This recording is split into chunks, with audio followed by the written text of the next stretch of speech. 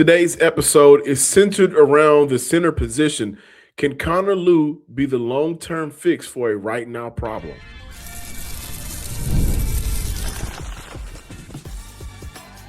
You are Locked On Texans, your daily podcast on the Houston Texans. Part of the Locked On Podcast Network, your team every day. Battle Red Nation, from H-Town to your town. Today's episode and every episode of the Locked On Texans podcast is for Texan fans all around. Fun show lined up today as I continue with my prospects for Houston daily bonus coverage episodes for the Locked On Texans podcast. It's important to talk about the center position, and for many people, Connor Lew is regarded as the number one center in this year's NFL draft. And so for Houston, they can go a couple of ways here. They can go get a vet in free agency. They can stick with Jake Andrews, who they said the back half of the last season, Jake Andrews dealt with an injury, but also the last time we saw Jake Andrews, it was not the best. Or for Houston, the third option, they could go out there in the third or fourth round, where typically we see centers go. They can go out and draft Connor Lew. There's some interesting things about Connor Lew. He's 6'3", 305. I hate that off the bat, 305. And there's a reason why I'm not going to like that weight on him. And he missed some games with a torn ACL injury in 2025. He missed, 6 games last season. So I can't wait to talk about it, but shout out to my everydayers from the Himalayas for making the Locked On Texans podcast your first listen of the day and for being a part of the Locked On Podcast Network. And so let's dive right into it. Hugh Freeze labeled him as an NFL center. He's a 3-year starter at center in the SEC, battle tested, has gone up against dominating D tackles week in and week out. They produce him over there in the SEC. 3-year starter at Auburn, great wrestling background. Many people believe that contributes to how he goes about being great with his leverage and balance in terms of blocking. Auburn fans love him. His head coach called him a home run talent. And I'm kind of thinking, I can't remember the last stud from Auburn. So maybe this is a great PR from the powers that be. But his head coach, like I said, called him a home run talent. Before the 2024 season, Coach Thornton expressed belief that Lew had the ability to become the best center in college football. Now, here's the thing about Connor Lew, man. He's a center and nothing more, nothing less. He's only going to make his money at the next level playing center, which I think in many ways is a good thing. Too often we're seeing tackles shift in and out, and is he a guard at the next level? With center, it still feels like there's somewhat of some traditionalists there. If he came in playing center, at the next level, he's going to play center. Now, some things that show up on film, bigger tackles give him a lot of issues. Bigger D tackles give him issues. Now, the issues might not always lead to a play being made by the defender, but you'll see things like getting stood up. There's no run blocking advantage in those moments. And then you'll also see him get turned around by pure sheer power. And in those situations, he doesn't recover well. So I don't like him. And, when I look at his recovery and his anchor, he has a good anchor against, none 330 guys, 325, 330, those big guys up front. Once you get to around 330, some of the things that he does well, some of the things, like he's classified as a very intelligent center, very intelligent football player. But against those bigger just monsters, some of those forces, some of the things that he does well just gets compromised. I do like that he climbs to the second level almost instinctively. He's really good in that part of his game. Not a lot of moments where he looks rattled. And here's something, he handles chaos very well in terms of being able to handle different type of pressure looks. I think that's, if you're a Texan fan or if you're just a fan of the game, centers at time can make or break an offensive line, right? Because if everybody is doing their job, but the linebacker knows or the D tackle knows that they can stunt outside and come back on the inside, and the center could be completely clueless, then you're going to look at a situation where the weakest link is in the middle. And if the weakest link is in the middle, you can't slide too much protection every which way, right? That's going to break down in the middle, and that's going to allow defenses to feast. And on top of that, you're going to look at how that plays into being able to run the ball or lack thereof if your center is weaker in that position. So I think one of the good things about Connor Lew is just his ability to be a strong anchor in the middle. Everybody else can feed off of him, and it's not the other way around. For me, I kind of think about there's some more things that show up on tape, but for me, I kind of look at with like that type of advantage that he has.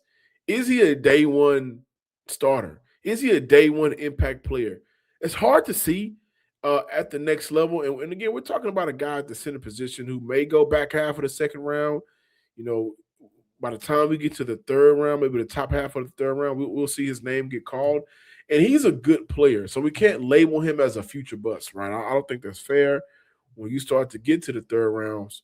But he's a player that I think because of his size, right? And specifically, here in Houston, you're going to see Jeffrey Simmons, you're going to see Trevonte Sweat, you're going to see just different looks in the players, the team, excuse me, that they have to take on next year. There's going to be some elite D tackles, and for Houston, they struggled against elite D tackles last year.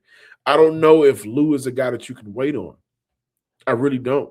And in many ways, Lew reminds me of a player that is already here in Houston. So I want to get back to some of the things that I saw on tape when I return back. More Locked On Texans talk on the way.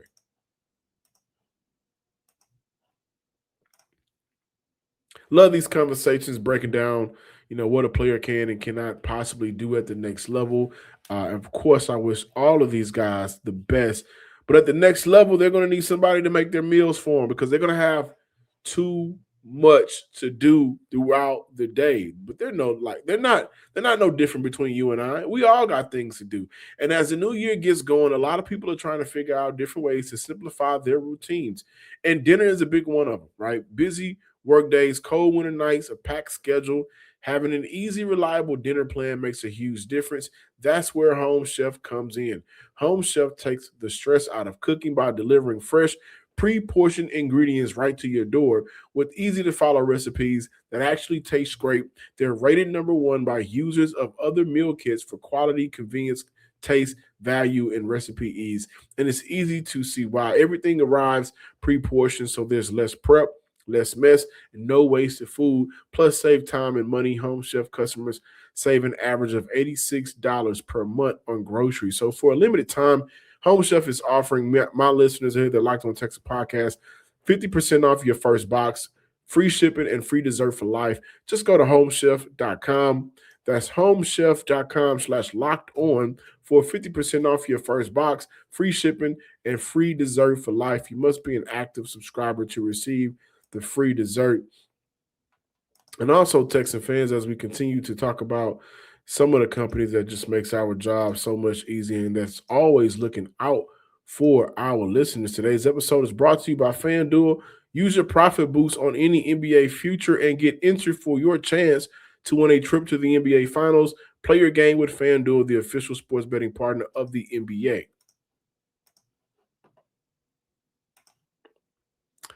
Texas fans, I'm back looking at some of the things that showed up on tape from Connor Lew. Like I mentioned, he climbs to the second level almost instinctively. I love that. He handles chaos pretty well in terms of handling different pressure looks. But I just keep coming back to fundamentally, Lew is sound. Technically, in terms of what he does from a technical standpoint, I mean, he's nice. He is nice. But when it's big on big, right? When it's 305 on 330, this is where you will see Connor Lew start to lose leverage.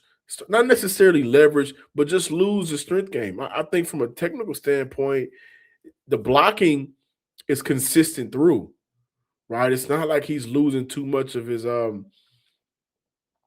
stance is still great. His stance doesn't break down. Coming out of his stance doesn't break down too much. There is something I'm going to point out. But he just does some things where you look at it and say, man, he's just a little bit too small.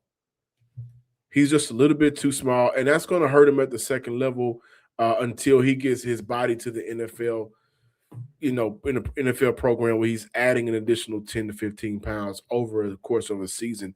And I mean, for me, it sounds like when you get to that point, intelligence goes out the window And Houston has sold us on Jake Andrews being an intelligent center, but we saw how that happened, which he is. Andrews is very intelligent, but against elite defensive tackles in 2025, Houston struggled. Andrews struggled a lot. Lew, who in many ways has good upside, feels like a repeat of Andrews. That alone scares me if I'm Houston. One of the last moments of the 2025 Texans season for football was Andrews struggling against the Patriots. Lew has some of the same issues versus, again, bigger D tackles in college. I think he possesses next level awareness, processing speed, but it's just his weight. 3-on-3 against some of the tackles in the league with pure power and strength. It's going to hurt him. It's going to hurt him. Also, he tends to attack with the same hand on initial point of attack. Could be something NFL D tackles identify early in games and exploit, or maybe identify on tape and exploit that with some double moves, or set them up one way, go the opposite way, maybe get some holding calls if they can't make the play. That right hand is what I'm referring to, and it's pretty consistent throughout the tape. Again, scouts have him as the best center in this year's draft. Centers typically start to go in rounds 3 throughout the finish of the draft.